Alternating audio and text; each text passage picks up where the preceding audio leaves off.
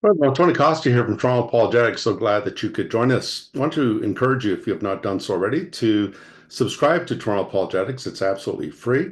And also, we also ask that you like and share the video. Talk about a lady on the internet who is making the rounds, particularly in Muslim circles. Her name is Lily, and she's put out some of these shorts videos, and she asks Chat GPT for answers, and she programs the program obviously to address her by name. And she's been making the rounds, and there have been a number of apologists who've also responded to her claims, and that is actually growing in terms of giving responses to Lily's statements. And so we're going to listen to one of her videos, short videos, and we will pause the video when necessary, and I'll make some commentary on it. And so let's take a listen then to Lily J, as she is Did known. you know Jesus never actually called God his father? Well, he did, but not in the way you think. Yeah. So again, this young lady is very winsome. She's pretty, and of course, she has garnered a lot of attention. So, did you hear what she said? Did you know that Jesus never called God his father? Well, Lily, he did multiple times throughout the Gospels. Jesus refers to God consistently as Father. And then, of course, Lydia is saying, but he didn't mean it in the way you think. Okay, so let's hear what she has to say. Hopefully, she'll give us some information about the words that Jesus employed when he spoke of God as Father. Because, again, where is Lily getting this information from? Let's take a listen. In Aramaic, the word Abba has two meanings.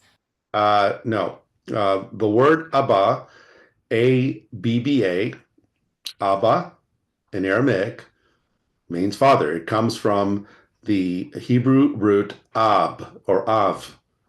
Okay, so Abba is the Aramaic. Hebrew is ab, right? And so, folks, we're not talking about the pop group Abba um, that was very famous in the 70s and 80s, and I guess even now, I guess, with productions like Mamma Mia.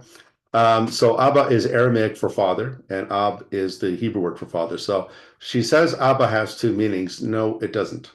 No, it doesn't. And Lily, you need to check your facts. Um, if I can give you a word of advice, please stop using Chat GPT. Do some actual research, documentary research. That is really important because otherwise you're just disseminating falsehood and error on the internet, and it doesn't look good. Father and master. No, it means father. It does not mean master. Prophets and kings in the Old Testament also called God Abba, meaning master. No, no. First of all, Abba is Aramaic. The majority of the Old Testament is Hebrew. And so if they refer to God, it was usually as a first person plural. So they would refer to God as Abhenu or Avhenu, which means our Father. And that is how God is addressed in the Old Testament communally by the people of Israel. And so that's the first mistake. Abba is Aramaic. There are Aramaic parts of the Old Testament. Aramaic appears in the book of Daniel, chapter 2, verse 4b, all the way to the end of chapter 7. That's all in Aramaic. There are portions of Aramaic in the book of Ezra, and there's also portions of Aramaic in Jeremiah. In fact, one verse in Jeremiah 10:11, is in Aramaic. So again, she's in error when she makes the claim that Abba is what the kings of Israel refer to God as. Actually, it's Abhenu, our father. Or creator or sustainer. No, no, no, don't. The word Abba does not mean creator or sustainer. The word associated with God as creator is the Hebrew word Elohim, which is the word generally used of God. It's the word used in Genesis 1:1. In the beginning, Elohim, Bereshit bara Elohim, et hashamayim ve'et haaretz. In the beginning, God created the heaven and the earth. And so God is creator. It's the word bara means to create. And so she's just going way, way out into left field, into no man's land here. Also, listen to the Lord's Prayer. Our Father who art in heaven. This is the most important prayer in Christianity. Is it? It's actually a model prayer. Jesus taught his disciples how to pray. And so it is, who said it's the most important? Maybe in some sections, maybe the Roman Catholic Church. But that doesn't mean that it's the most important prayer in all of Christianity. Meaning everyone calls God Father. No, there's a context, Lily. There's a context. Um, just like the word brother, if I call a friend a brother, I don't mean he's my biological brother. I use brother as a term of endearment. But the prayer, Our Father who art in heaven, the Lord's Prayer, is better termed the disciples' prayer because he's teaching the disciples how to pray. He's not saying that everybody, every John, Dick, and Harry can just come and call God Father. The Bible has a context. There are those who are children of God, and there are those who are children of the devil, according to 1 John 3, verse 10. And so Jesus taught that prayer to his disciples. He didn't go around telling everybody to pray this way. He told his disciples how to pray. And so, again, context is important here, Lily. Not just Jesus. Now, on top of that, what do you call your priest? Father. In what context? What's the context? Just like the word brother can be used of close friends, it can be used of a biological brother. The word father could also refer to my doctoral supervisor when I did my PhD.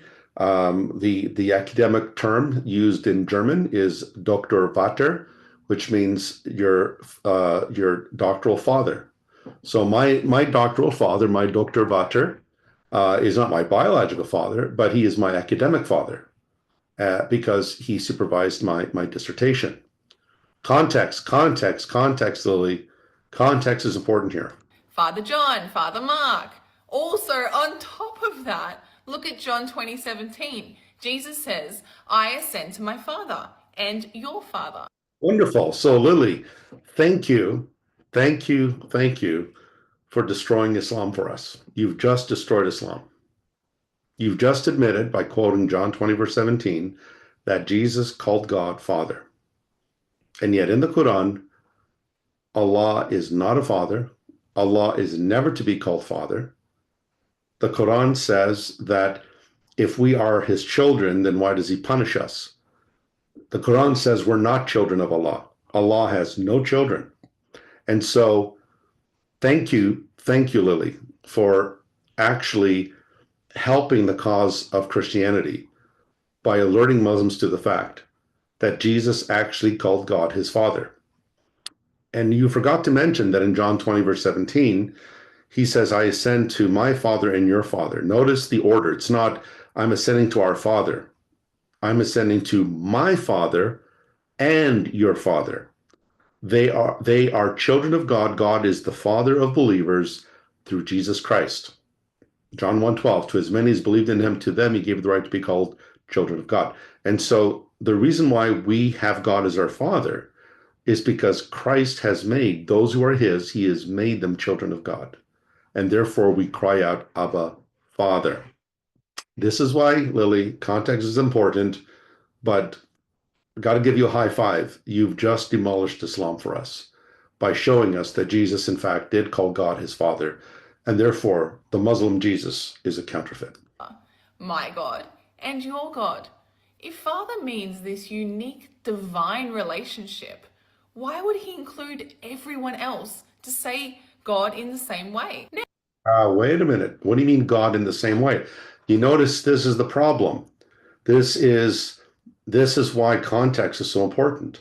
What do you mean calling God God Father in the same way? What does that mean?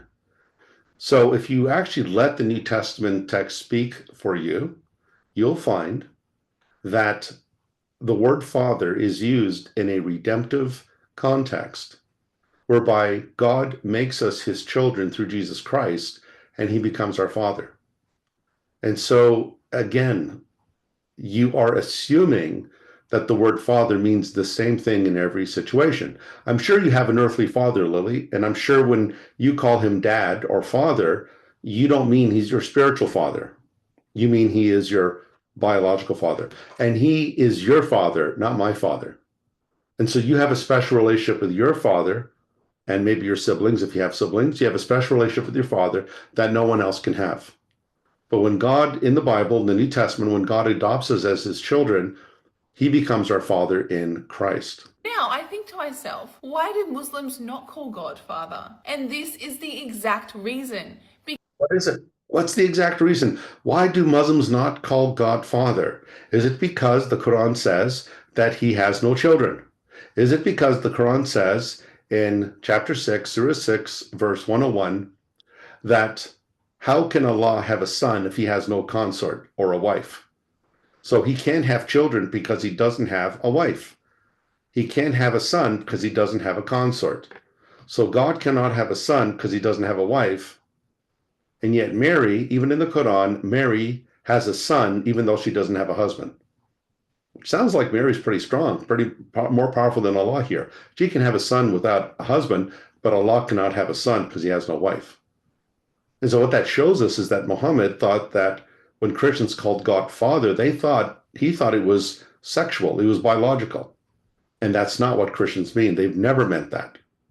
Let's listen in. Because of all this confusion, All this confusion, that's why the Quran doesn't call God Father. No, it's because Muhammad did not understand Christian theology or Jewish theology. the final revelation shows absolutely no confusion and confirms Quran, the last revelation, no confusion.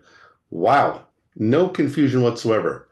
Yet Muslims need the Hadith to explain the Quran because the Quran is not complete in and of itself. They need the Hadith to show them how to pray, what posture to use, how many times they pray, 5 times a day, and so on and so forth. the original message. No, it doesn't confirm the original message because it gets the original message wrong all the time. It does not confirm any previous revelation. It contorts it, it distorts it. One God, one creator, and one being we should all worship. We do worship one God, one creator, one being, but he is also Father. Allah is not the God of the Bible. Allah is another God. He's a false God. And therefore, Lily, you need to know the one true God through Jesus Christ. The Allah of Islam is a pagan Arabian God, the head god of the Kaaba, the head god of the Arabic pantheon, who had 3 daughters. Read Surah 53. You'll read about his 3 daughters, Allat, Aluz, and Manat. That is not the God of the Bible. Period. What do you guys think? Did you know? I think is you need to come to Christ. And what I think is that you really need to do your homework and you really need to study. So what I want to do here very quickly, folks, is I just want to share with you, and this is where Lily, again, does not understand the languages, the biblical languages. And so what I wanted to do here is show you the word Abba, which is on the left there, and the word master. Remember, she said the word Abba has 2 meanings. It has the meaning of father and master, whereas in Aramaic and in Hebrew, the word father and master are 2 different words. So you could tell just by looking, even if you don't know Hebrew, if you look at the screen and you see those Hebrew words, they're not the same. You could tell. You could just see by the shape of the letters, they're not the same. So the word on your left is the Aramaic word Abba, Abba. And it's also, it comes from the Hebrew root Ab, but Abba is the word that we transliterate as ABBA, father, and it means father. That's all it means. And even today, this term Abba is used affectionately by Israelis and Jewish people when they talk to their fathers. Abba. The word on the right there is the word for master, and it's the word maron. Maron. That, in fact, you could see the Aramaic root there. The word mar, the first two letters, and Hebrews read from right to left. So if you look at that letter, it's called Mem and Resh. The Mem and the Resh, mar means Lord. You probably know the word Maranatha. It comes from this word, and Maranatha means come, Lord. And so the Aramaic word on your right is the word for master, maron. It does not mean Abba. Those are two different words in Aramaic. But Lily, of course, does not know that, which means she's just reading from a script. She's not done her homework and she's not done her research. Once again, Abba on the left means father. It does not mean Lord. The word Lord is what you see on the right. It's the word maron. And so our hope is that Lily, hopefully she'll watch this video, and hopefully she will do some research and realize that her arguments are absolutely fallacious and that she really needs to get to the evidence, and most importantly, to come to know the Lord Jesus Christ, the real Jesus of the Bible, not the counterfeit Jesus of Islam. And so I'll be putting out some more videos rebutting what Lily J has been saying. But hopefully this video will suffice in answering her questions. And I'm also glad that she's finally proven that Islam is false by admitting that Jesus referred to God as Father and taught his disciples to call him our Father. Take care, everyone. I want to encourage you, before I leave you, just want to encourage you. My new book is out, No King But Christ, The Collapse and Bankruptcy of Secular Worldviews. So I would encourage you to get that. It is available on Amazon. I'll put a link for that book in the description box. Thanks again, everyone, for joining, and we will see you next time. Take care. God bless.